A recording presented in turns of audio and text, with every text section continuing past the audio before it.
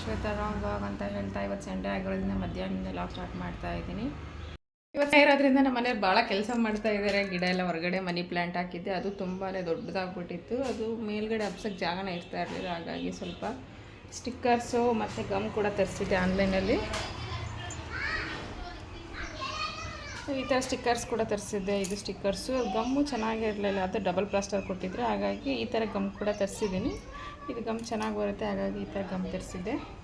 ಇದು ಎರಡಕ್ಕೂ ಜಾಯಿಂಟ್ ಮಾಡಿ ಹಾಕೋಣ ಅಂತ ಹಾಕ್ಸ್ತಾ ಇದ್ದೀನಿ. ಅಂದರೆ ಮನಿ ಪ್ಲ್ಯಾಂಟು ತುಂಬಾ ದೊಡ್ಡದಾಗ್ಬಿಟ್ಟಿತ್ತು ನೋಡಿ, ಈಗೆಲ್ಲ ಆಗ್ಬಿಟ್ಟಿದೆ. ಇದು ಹಬ್ಸೋಕ್ಕೆ ಜಾಗನೇ ಇಲ್ಲ, ಆ ಕಡೆ ಬೇರೆಯವ್ರ ಮನೆ. ಹಾಗಾಗಿ ಇಲ್ಲೇ ನಾವು ಇಲ್ಲೇ ಮಾಡ್ಕೋಬೇಕು ಏನಿದ್ರೂ. ಇಲ್ಲಿ ಭಾಳ ಗಿಡ ಹಾಕೋಕ್ಕೆ ಪ್ಲೇಸು ಕೂಡ ಅಷ್ಟೊಂದು ಚೆನ್ನಾಗಿಲ್ಲ, ಬಿಸಿಲು ಬೀಳಲ್ಲ, ಮಳೆ ಬೀಳಲ್ಲ. ಹಾಗಾಗಿ ಅಲ್ಲೇ ಹಾಕು, ಅಲ್ಲೇ ಹಂಗೆ ಹಾಕು. ಹಾಂ,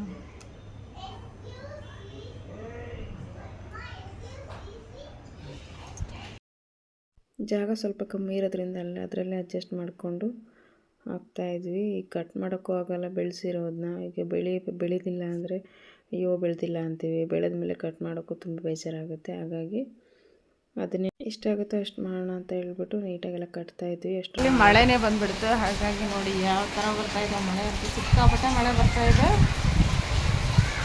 ಅದಕ್ಕೋಸ್ಕರ ಆಮೇಲೆ ಮಾಡೋಣ ಅಂತ ಬಿಟ್ಟು ಬಂದುಬಿಟ್ವಿ. ಅಡುಗೆ ಕೋರೆ ಟೈಮ್ ಆಗಿತ್ತು, ಮಧ್ಯಾಹ್ನ ಕೂಡ ಆಗಿತ್ತು. ಹಾಗಾಗಿ ಅಡುಗೆ ಮಾಡ್ಕೊಳ್ಳೋಣ ಮಳೆ ಹೋಗಿ ಅಂತ ಹೇಳ್ಬಿಟ್ಟು ಆಮೇಲೆ ಮಳೆ ನಿಂತ ಮೇಲೆ ಸ್ವಲ್ಪ ಹೋಗಿ ಎಲ್ಲ ರೆಡಿ ಮಾಡಿಕೊಂಡು ಅಡುಗೆ ಕೂಡ ಮಾಡೋಣ ಅಂತ ಹೋದ್ವಿ. ಮಧ್ಯಾಹ್ನ ಅಡುಗೆ ಮಾಡೋ ಟೈಮ್ ಕೂಡ ಆಗಿದೆ. ಹಾಗಾಗಿ ನಾನು ಈಗ ಬೇಗನೆ ಸ್ವಲ್ಪ ಚಿಕನ್ ಪೆಪ್ಪರ್ ಫ್ರೈ ಮಾಡೋಣ ಅಂತ ಇದ್ದೀನಿ. ನಾನು ಅದು ಹೇಗೆ ಮಾಡ್ತೀನಿ ಅಂತ ನಿಮಗೂ ಕೂಡ ತೋರಿಸ್ತೀನಿ ಬನ್ನಿ. ಬೆಳಗ್ಗೆ ಹೇಗೂ ತಿಂಡಿ ಕೂಡ ಮಾಡ್ಕೋಬಹುದು. ಆದರೆ ಬೆಳಗ್ಗೆ ನಾನು ಇವತ್ತು ಸಂಡೇ ಆಗಿರೋದ್ರಿಂದ ಲೇಟಾಗೆ ಎದ್ದೋಳೋದು, ಸ್ವಲ್ಪ ಲೇಟಾಗಿಬಿಡುತ್ತೆ ಎದ್ದೋಳೋದು. ಡೈಲಿ ಬೇಗ ಎದ್ದು ಸಾಕಾಗ್ಬಿಡುತ್ತಲ್ವ. ಹಾಗಾಗಿ ಸಂಡೇ ಸ್ವಲ್ಪ ಒಂದು 7:30 8 ಗಂಟೆ ಸುಮಾರು ಎದ್ದೇಳ್ತೀನಿ. ಎದ್ಬಿಟ್ಟು ಬೇಗ ಅವ್ರಿಗೆ ತಿಂಡಿಯನ್ನು ಮುಗಿಸ್ಕೊಟ್ಬಿಟ್ಟು ಆಮೇಲೆ ಮಧ್ಯಾಹ್ನ ಹಂಗೆ ಅಡುಗೆ ಮಾಡೋಣ ಅಂತ ಅನ್ಕೋತೀನಿ. ಹಾಗಾಗಿ ಮಧ್ಯಾಹ್ನ ಟೈಮ್ ಆಗೋಯ್ತಲ್ವ. ಹಾಗಾಗಿ ಸ್ವಲ್ಪ ಚಿಕನ್ ಫ್ರೈ ಮಾಡೋಣ ಅಂತ ಹೇಳ್ಬಿಟ್ಟು, ಪೆಪ್ಪರ್ ಫ್ರೈ ಮಾಡೋಣ ಅಂತ ಹೇಳ್ಬಿಟ್ಟು ರೆಡಿ ಮಾಡ್ಕೋತಾ ಇದ್ದೀನಿ. ಹಾಗೆ ಸಾಂಬಾರು ಕೂಡ ಮಾಡ್ತಾಯಿದ್ದೀನಿ. ಸಾಂಬಾರು ಕೂಡ ಕುದೀತಾ ಇದೆ. ಅಂದರೆ ಅವ್ರಿಗೆ ಪೆಪ್ಪರ್ ಫ್ರೈ ಗ್ರೇವಿಯಲ್ಲೆಲ್ಲ ಊಟ ಮಾಡೋಕ್ಕಾಗಲ್ಲ, ಸಾಂಬಾರೇ ಬೇಕು. ಅದಕ್ಕೋಸ್ಕರ ಅವ್ರಿಗೆ ಸಾಂಬಾರು ಮಾಡಿಬಿಟ್ಟು ಸೈಡ್ಗೆ ಸ್ವಲ್ಪ ಪೆಪ್ಪರ್ ಫ್ರೈ ಇದ್ದರೆ ಚೆನ್ನಾಗಿರುತ್ತೆ ಅಂತ ಹೇಳ್ಬಿಟ್ಟು ಪೆಪ್ಪರ್ ಫ್ರೈ ಮಾಡ್ತಾಯಿದ್ದೀನಿ. ತೋರಿಸ್ತೀನಿ ಬನ್ನಿ ಯಾವ ಥರ ಮಾಡ್ತೀನಿ ಅಂತ. ನಾನು ಪ್ಯಾನ್ಗೆ ಒಂದು 2 ಸ್ಪೂನಷ್ಟು ಎಣ್ಣೆನ ಹಾಕ್ಕೋತಾ ಇದ್ದೀನಿ ನೋಡಿ.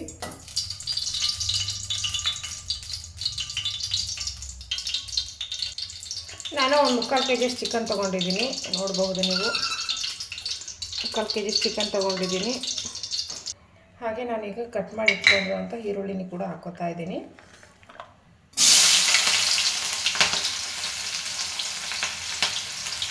ನಾನು 2 ಈರುಳ್ಳಿ ಕಟ್ ಮಾಡಿ ಇಟ್ಕೊಂಡಿದ್ದೀನಿ.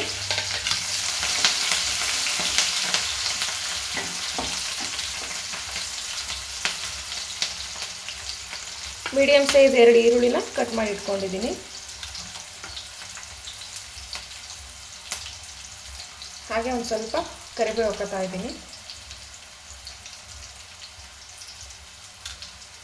ಕರಿಬೇವು ಹಾಕೋದ್ರಿಂದ ತುಂಬಾ ಟೇಸ್ಟ್ ಮಾತ್ರ ತುಂಬಾ ರುಚಿಯಾಗಿರುತ್ತೆ, ಸ್ಮೆಲ್ಲು ತುಂಬ ಚೆನ್ನಾಗಿರುತ್ತೆ. ಹಾಗಾಗಿ ನಾನು ಕರಿಬೇವು ಆ್ಯಡ್ ಮಾಡ್ತಾನೆ ಇರ್ತೀನಿ. ಚಿಕನ್ಗೂ ಚೆನ್ನಾಗಿರುತ್ತೆ, ತಿಂಡಿಗಳು ಎಲ್ಲಕ್ಕೂ ಚೆನ್ನಾಗಿರುತ್ತೆ. ಹಾಗಾಗಿ ಕರಿಬೇವು ಕಣ್ಣಿಗೂ ಒಳ್ಳೆಯದು ತಿನ್ನೋದ್ರಿಂದ. ಹಾಗಾಗಿ ನಾನು ಎಲ್ಲದಕ್ಕೂ ಕರಿಬೇವನ್ನ ಆ್ಯಡ್ ಮಾಡ್ತಾ ಇರ್ತೀನಿ. ಈಗ ನಾನು ಒಂದೇ ಒಂದು ಹಸಿಮೆಣ್ಸಿಕಾಯಿ ಹಾಕ್ಕೋತಾ ಇದ್ದೀನಿ. ಖಾರ ತುಂಬಾ ಜಾಸ್ತಿ ಇದೆ, ಹಾಗಾಗಿ ಒಂದೇ ಒಂದು ಹಾಕ್ಕೋತಾ ಇದ್ದೀನಿ. ಹಾಗೆ ಚಿಕ್ಕದಾಗಿ ಹೆಚ್ಚಿರೋ ಒಂದು ಟೊಮ್ಯಾಟೊ ಹಾಕ್ಕೊಂಡು ನೀಟಾಗಿ ಫ್ರೈ ಮಾಡ್ಕೊತೀನಿ ನೋಡಿ.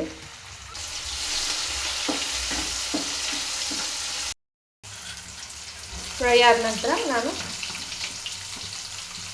1 ಸ್ಪೂನ್ ಆಗೋಷ್ಟು ಶುಂಠಿ ಬೆಳ್ಳುಳ್ಳಿ ಪೇಸ್ಟ್ ತೊಗೊಂಡಿದ್ದೀನಿ. ಸ್ವಲ್ಪ ತೊಗೊಂಡಿದ್ದೀನಿ ನೋಡಿ, ಹಾಕ್ಕೊಂಡು ನೀಟಾಗಿ ಮಿಕ್ಸ್ ಮಾಡ್ಕೋಬೇಕು. ನಾನೀಗ ತೊಳೆದಿಟ್ಕೊಂಡಿರೋಂಥ ಚಿಕನ್ನ ಹಾಕ್ಕೋತಾ ಇದ್ದೀನಿ. ಚಿಕನ್ನು ನೀಟಾಗೆಲ್ಲ ನೀರೆಲ್ಲ ತೆಗೆದುಬಿಟ್ಟು ಹಾಕ್ಕೋಬೇಕು. ಹಾಕ್ಕೊಂಡು ನೀಟಾಗಿ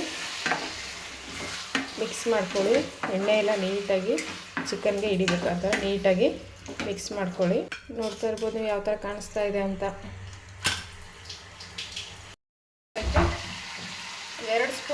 ಸ್ಪೂನಷ್ಟು ಪೆಪ್ಪರ್ ಪೌಡ್ರನ್ನ ಹಾಕ್ಕೊತಾ ಇದ್ದೀನಿ.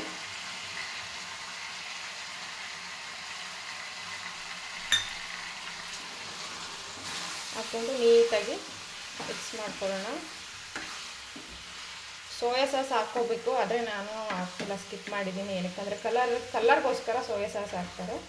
ನನಗೇನು ಕಲರ್ ಬೇಡ, ನ್ಯಾಚುರಲ್ ಆಗಿ ಇರಲಿ ಅಂತ ಹೇಳಿಬಿಟ್ಟು ನಾನು ಈಗ ಪೆಪ್ಪರ್ ಪೌಡ್ರನ್ನಷ್ಟೇ ಹಾಕ್ಕೊಂಡಿದ್ದೀನಿ.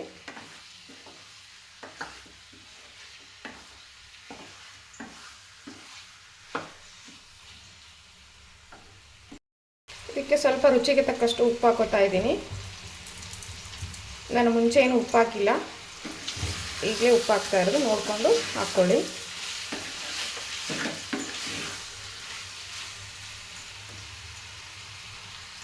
ಫ್ರೈ ಆಗ್ತಾ ಇದೆ.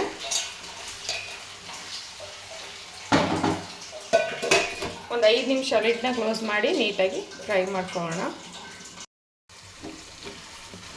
ನೋಡ್ತಾ ಇರ್ಬೋದು ಯಾವ ಥರ ಕುದೀತಾ ಇದೆ ಅಂತ ಹೇಳ್ಬಿಟ್ಟು. ನೀಟಾಗಿ ಫ್ರೈ ಮಾಡಿಕೊಂಡ್ರೆ ತುಂಬಾ ಟೇಸ್ಟಿಯಾಗಿರುತ್ತೆ.